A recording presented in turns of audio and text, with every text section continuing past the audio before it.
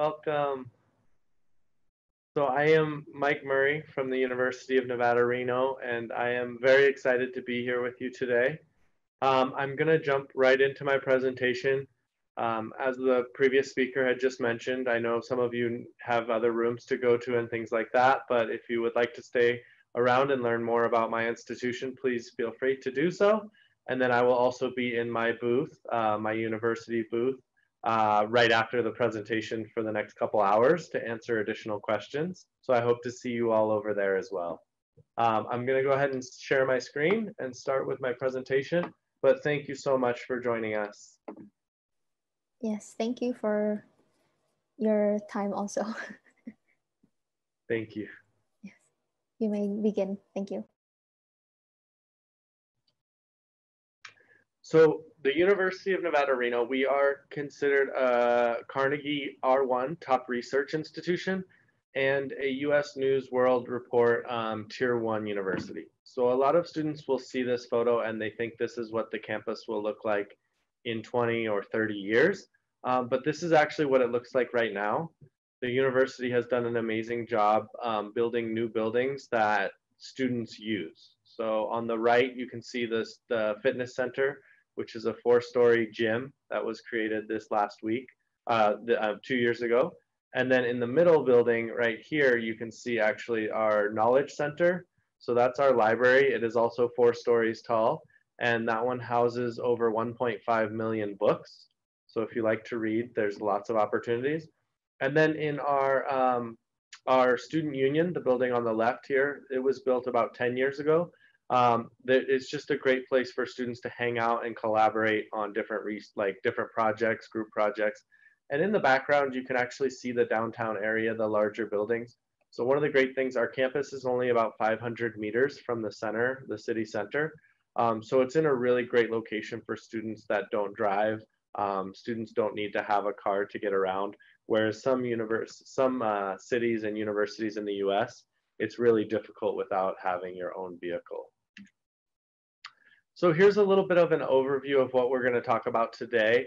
I'm going to talk not only about my institution, but I wanted to give you guys an opportunity to learn more about just choosing a university that fits you specifically well, and then also take some time to talk about the community colleges and what those are in the US, just to try and really help you kind of understand the system and how that might be of benefit to you as well. So opportunities after graduation as well, and then why Reno, Nevada, and then time for question and answers, but we might not get to very many questions. Feel free to type them in the chat and we will get to as many of them as we can after the presentation. But if we can't get to your question, please join me and in my private room, and that way I can answer those questions in more detail there. So choosing the right fit. It is sometimes a daunting task when you look at not only your opportunities in the US, where we have over 4,500 different universities and community colleges, but then you think about all your opportunities in Europe or in Indonesia or in Southeast Asia or in Australia. You really have the entire world to think about. So I'm going to talk a little bit more about the US specifically, but know that there are not bad options. They're just different options. And so trying to decide which one is going to be best for you is really important. And then in the US, we have what's called public universities and private universities. So we are a public university, which means that we use state funds to run the university. Usually public universities in the United States are cheaper, so they're less expensive than private universities. However, private universities usually have a larger scholarship amount. So you have to understand the difference between the amount of scholarship you're offered, but what the original tuition is, and balance them out. Usually they end up being pretty similar in cost after you get a lot of scholarships from the private universities or some scholarships from the public ones. And then you have to think about location, whether you want to be in a really large city like Jakarta, or if you want to be in a smaller area.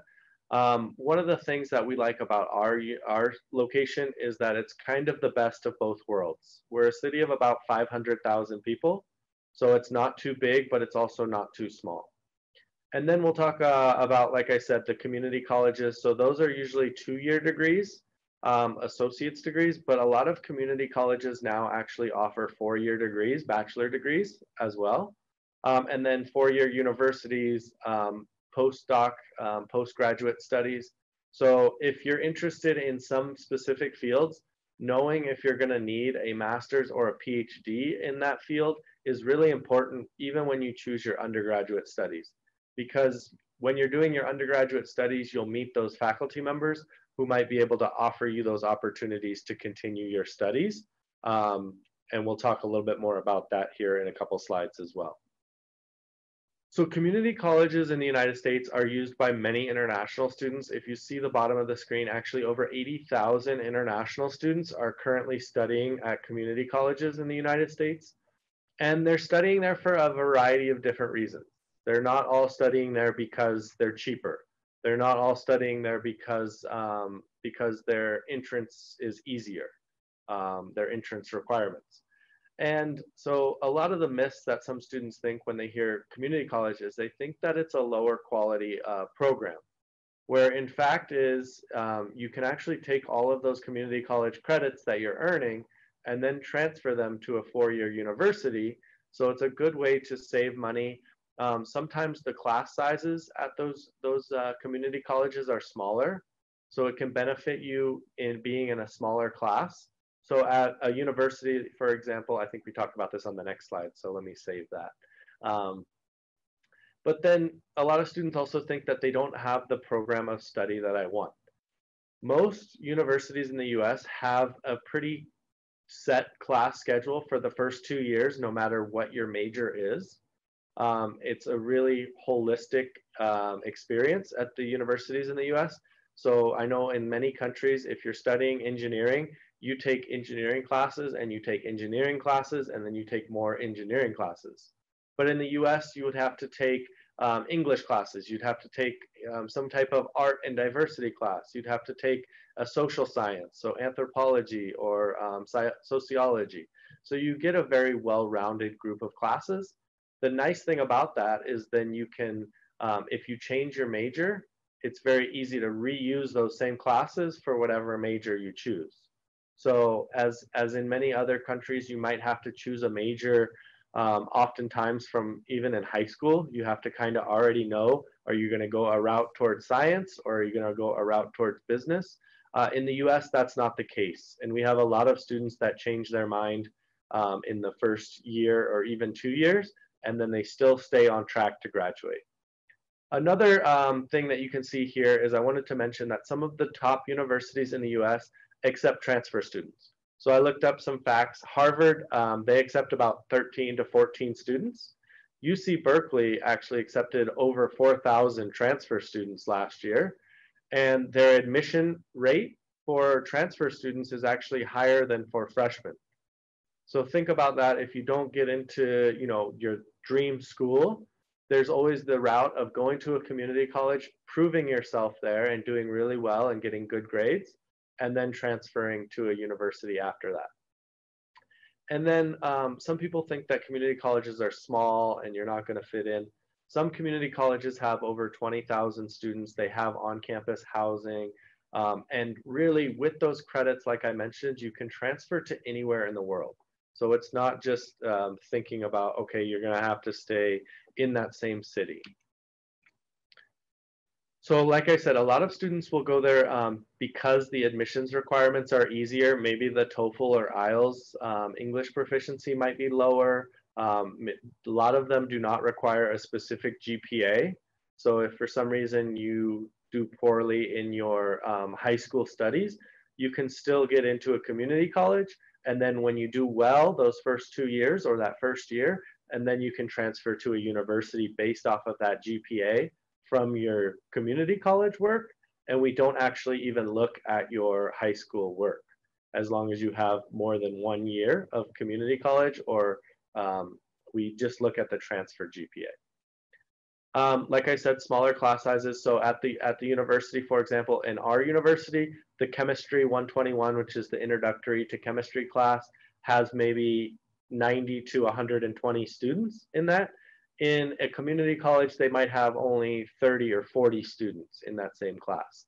At a large university in the US, that class could have 300 or 400 students. So really, it's balancing what type of learning environment is going to be best for you to succeed. Like I said, transfer agreements.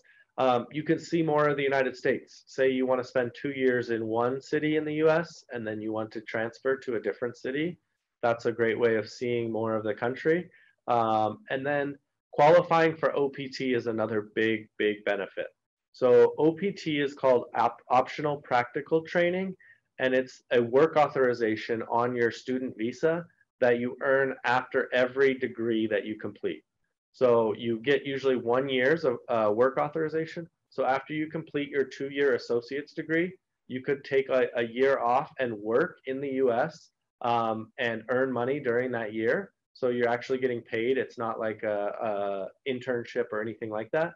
And then after that year, you could go back to a university, spend 2 years, complete your bachelor's degree, and then do another year of OPT. So it gives you an additional little break where you can do practical training during that year, which is actually employment. Other things to note, transfer students have later application deadlines. Sometimes they have access to scholarships that freshmen don't. So for example, we offer a transfer scholarship for anybody that studies in the Western United States. So it's a benefit that some things, and then the reverse transfer option is that students will transfer to the university early and then take those credits back to the community college to apply those ones to their actual degree, their associate's degree. So you don't have to take extra classes that wouldn't apply to your major. And then universities, just bear in mind that universities do require a specific amount of credits be taken at their university to earn a degree from that university. So you can't just transfer in for your last 2 classes and then get a degree from that university. So for us, it's 30 credits, which is 1 year of coursework. But some universities, it might be more, it might be less, but just bear that in mind that you can't just go there for 1 class and then get the degree from that institution. Opportunities after graduation. So I think a lot of the time students are hesitant to know what degree program gets them to where they want to be for their job. Sometimes students think, this is what I want to do, but I don't know how to get there. So sometimes you have to work backwards and you think about which job you want and then try and identify degrees that will put you on a career path towards that goal. So you might think it's a simple thing. A business owner might want to study business, right? But did you know that the majority of CEOs of Fortune 500 companies actually studied engineering at the undergraduate level?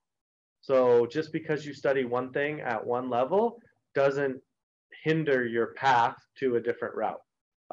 So a lot of those CEOs also went on to do MBAs, Masters of Business Administration programs, but at the undergraduate level, they were actually engineering students. So don't think that one degree is the right answer for you. And then you always got to think if, for example, you want to be a university professor, think ahead that you're going to need that master's or that PhD qualification afterwards. And because when you start thinking about that, you can start identifying schools that have really good opportunities for master's or PhD programs. So you just need to want to keep that into consideration as well. And then majors and minors. So a lot of our students actually double major, some of them even triple major, some of them major in one thing and minor in something else. A great example, I started as chemical engineering student. I switched to economics, and then from economics, I actually still got a minor in chemistry and a minor in Italian studies. And I don't know if I would have gotten my job at the university without my minor in Italian studies. So I'm just going to see if I can mute whoever's in the background. Sorry.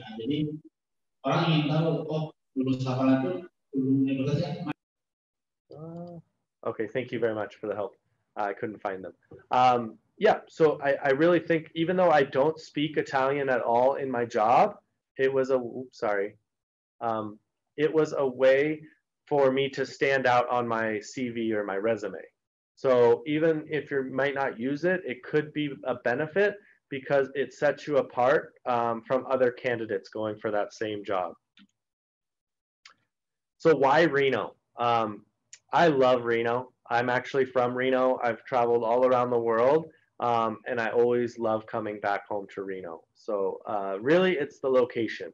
We're only 10 minutes from California, so we're about 15 kilometers. 30 minutes to beautiful Lake Tahoe, which is this picture on the left. I go there most weekends. It's amazing. And then we're 2 hours from Sacramento and 4 hours from San Francisco. So a lot of people hear Nevada and they automatically think Las Vegas, but we are actually closer to San Francisco than we are to Las Vegas. The US is a very large country, the same way that Indonesia is very, very spread out and it can be very difficult to travel around. Knowing the geography of the country is going to help you when you choose a location to study. So keep that in mind. We also are known for having 250 days of sunshine per year. So it really is a beautiful place to live and to just experience all that Reno has to offer. And it's very connected to the entire West Coast. So you can go to Los Angeles and Disneyland on the weekend. You can go to San Francisco for the weekend. We have direct flights to Portland and to Seattle, Washington. So it really is a great location to explore the entire West Coast of the US. Why study in Reno? Safety. So I know the concern for a lot of parents in the US is safety. And if you think about it, a lot of the larger cities are the ones that have more crime. So coming to a city that's not large has less crime. So a lot of crime is in LA, San Francisco, Chicago, New York, Miami, places like that. So we are a city of about 500,000 people. A few years ago, we were actually ranked as one of the top 20 safest cities in the United States. And then this last year, we were actually ranked as the best small city in the United States, just because we have that small, safe feel, but we also have all those big city activities and events that you would find, so you never get bored. So there's always something to do in Reno, whether it's a university program, where we have a lot of events that the university hosts. There's also a lot of city events, and then also the Reno Tahoe area has a lot of events going on constantly. So why Reno? For one, the university is here. This is a great location to study. We are the only university in the city, which means that you have a lot of additional opportunities when it comes to jobs and internships, because all of those large companies that we'll talk about in a few minutes have actually come to our job fairs and want to hire our students. So I said our rankings. Last year, we actually did over $150 million in research. So the high level research that we're doing on campus and the opportunity for undergraduate students to be involved in that research is a really, really great selling point. We are considered a medium-sized university in the US with 21,000 students. Some universities in the US will have up to 60,000. Some small private schools might only have 1,000.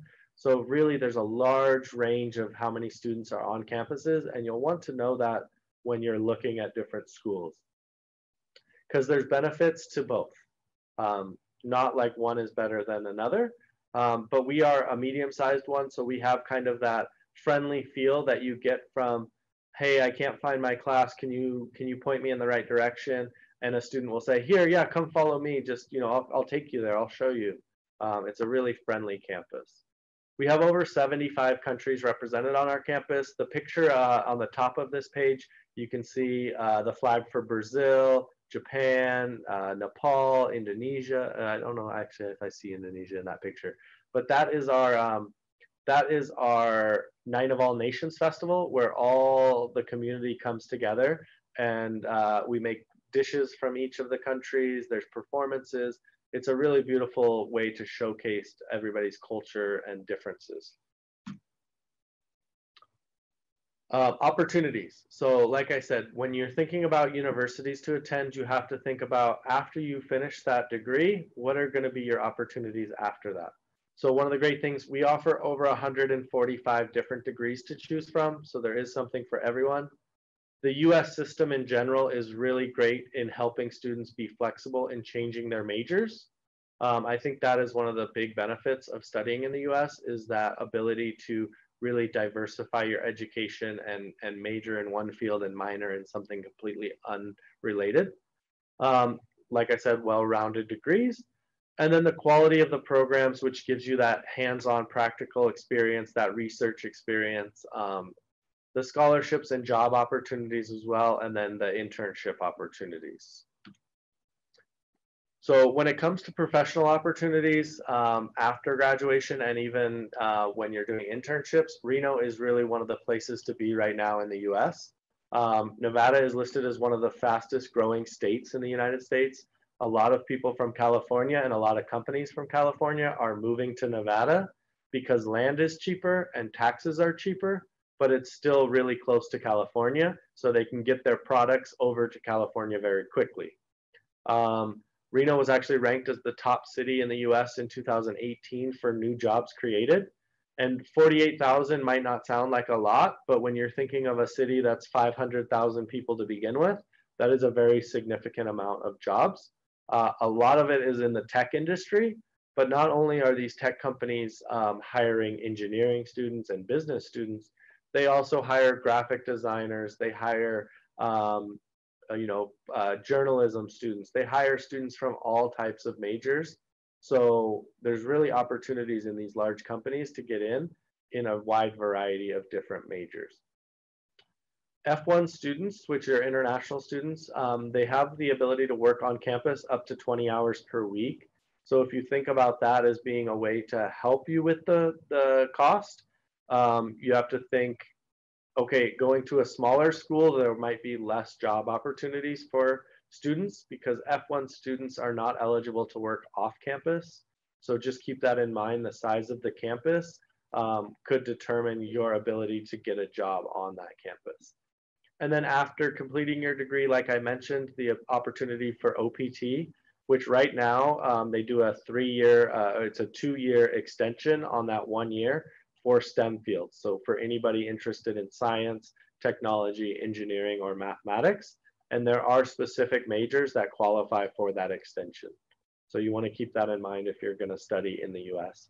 And like I said, the companies moving to Reno, we have the big Tesla Gigafactory here, Panasonic, Apple, Microsoft, Google, Amazon. It really is a place for students to come and get really high quality internships with these really large corporations. We've actually had some of our Japanese students work with Panasonic and Tesla, and then Panasonic liked them so much that they got hired on by Panasonic in Osaka. So they got to continue working for Panasonic after they completed their internships. And then I like to mention graduate opportunities because it is really important. If you're in any of those fields where you might go on to a graduate program, a master's, or a PhD, really the funding for those programs is significant.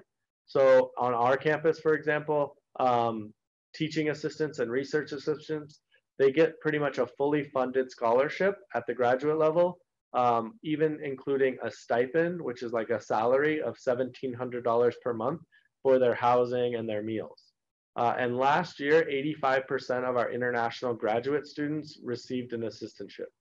So even if for some reason you're not able to come for your undergraduate studies, don't count out coming to the US to study at the graduate level, where there is a lot of opportunities for funding and for full funding. Why Reno? The student resources really are something that stick out when I think about our campus. We've spent over $850 million on new buildings and facilities. Things to highlight, obviously, the Office of International Students and Scholars. That's where I work. We are here to help students through the application process. We offer airport pickup. We do cultural events with them, help them get adjusted to life in Reno. We are really everyone's first stop whenever they have questions. and we like it that way. We want to make them feel as welcome and feel like they can always ask us anything, and we can help them through any situations they're having. Second, the career services, like I said, they help with the CV, they do mock interviews, but we also have the Office of Undergraduate Research, and I think that that one is key when you're looking at universities, especially if you're in a field of study that does a lot of research. Getting that hands-on research experience as a undergraduate student can set you apart when you start applying for graduate programs.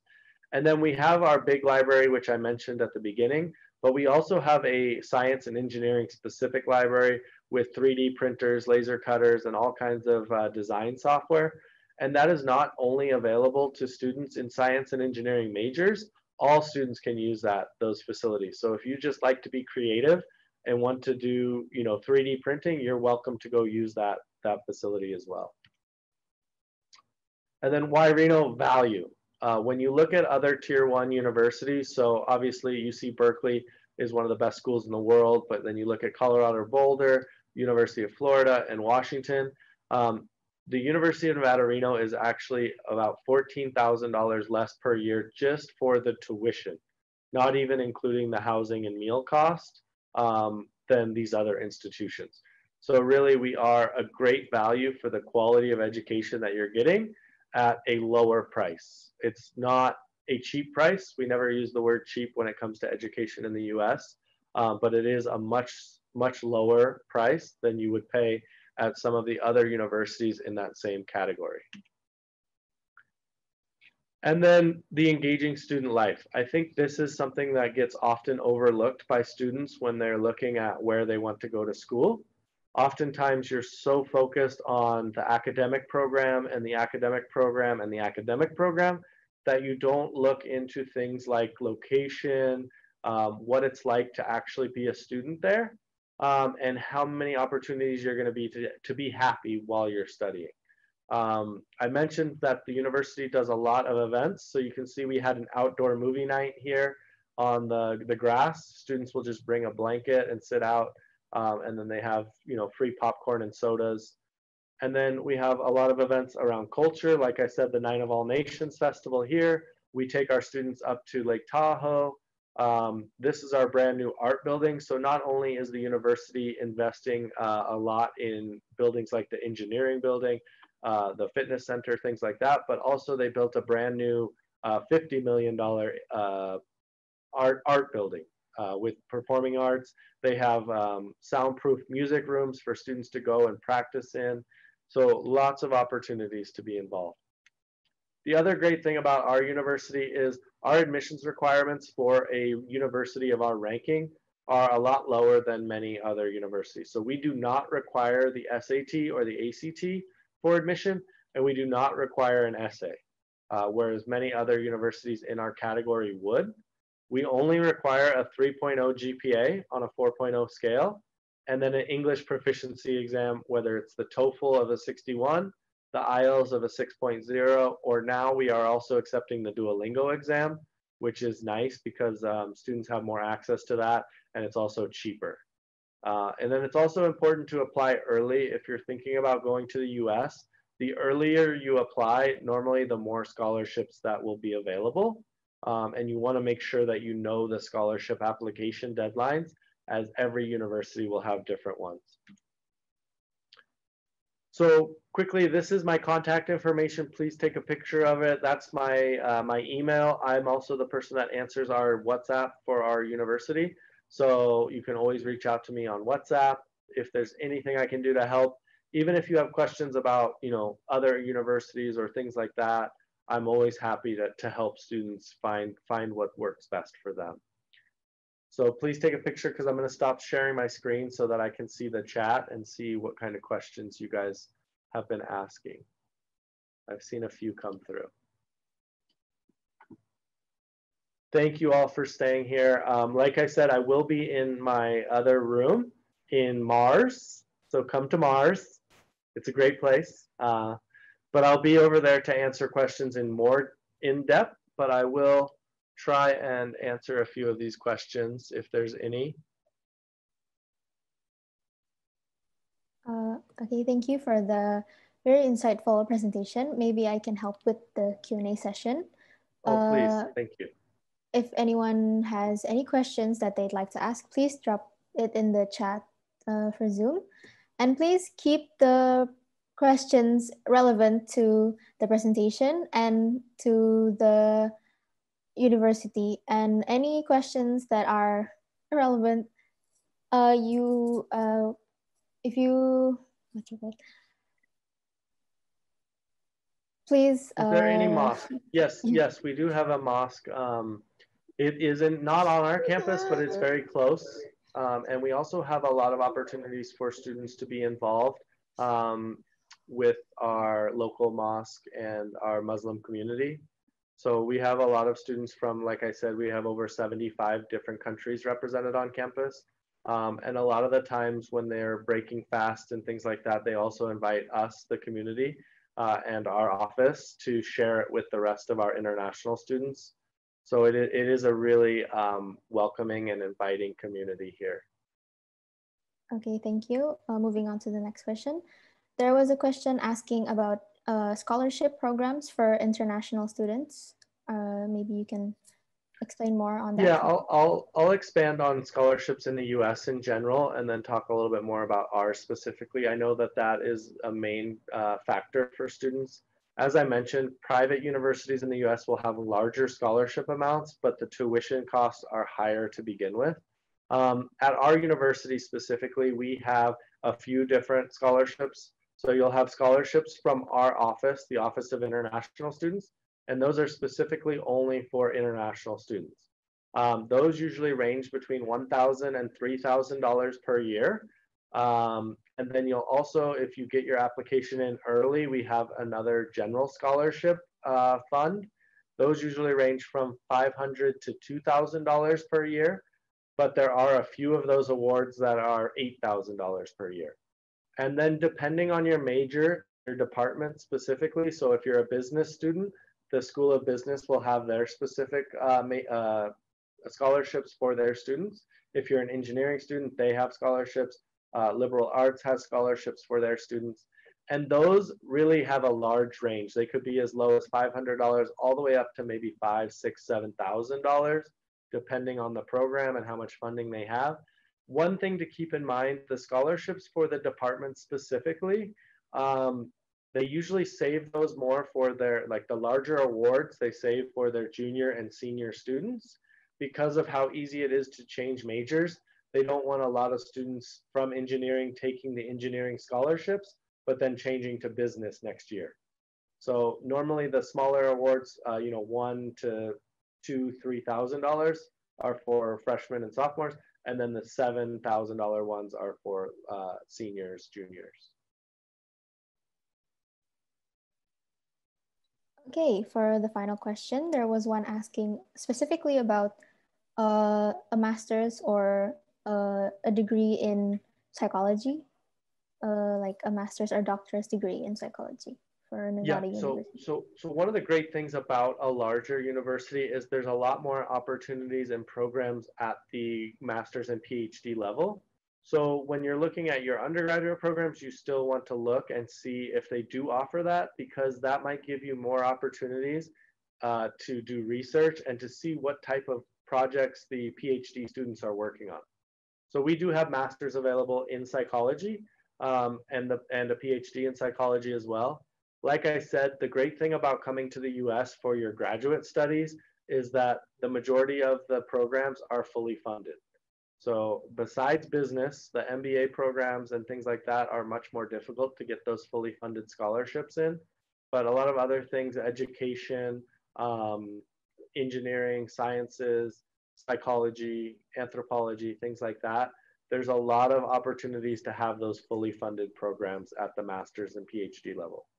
The important thing to do when you're a master's student is to really research the programs and make sure that they are doing research that you also want to do, because it's very specific. Okay, we have room maybe for one more question. Going back to the scholarship program, what are the things that we should prepare and what are the main requirements for maybe international school, international colleges in general? Like, what should we prepare? Thank you. Yeah.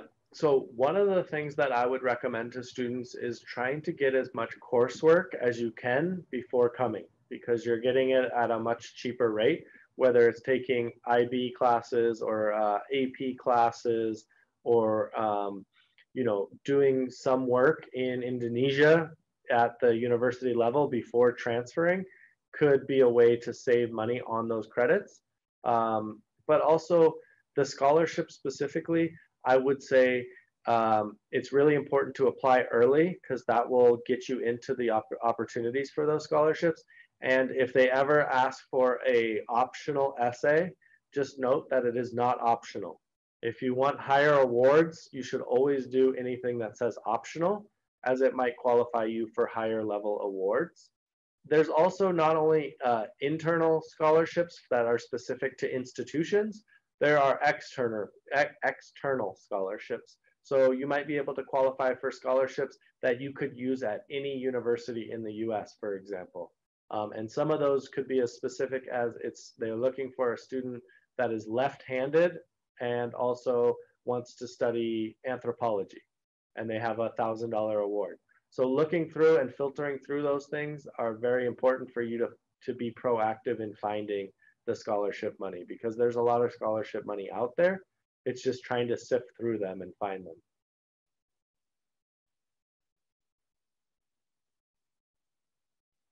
Okay, thank you so much for your insightful presentation and your very enlightening answers. So maybe after this, if there are any more questions regarding Nevada University Reno, you may visit their booth in the Mars booth inside the website. It'll be linked directly, and then you may ask them more about their universities.